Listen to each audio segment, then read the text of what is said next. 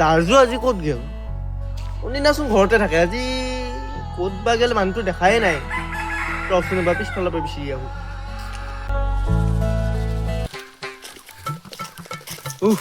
ৰাজু দেখোন এতেহে আছে।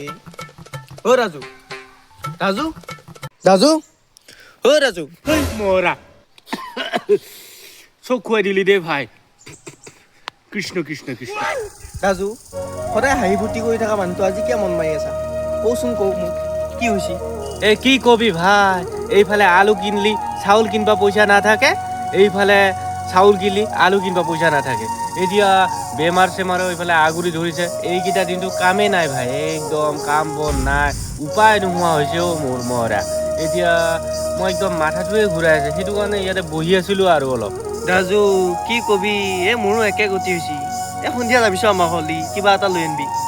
নেলাগে নেকি অ' ভাই, তইতো মোক একদম সহায় কৰিয়ে থাকা। তোক আজিলৈকে মই একোৱে দিব পৰা নাই অ'। এতিয়া নলাগে দে। ৰাজু কি কথা কোৱা? বিপদৰ টাইমত টকা দি নহ'লেও তো কৰ্ম দি সহায় কৰা।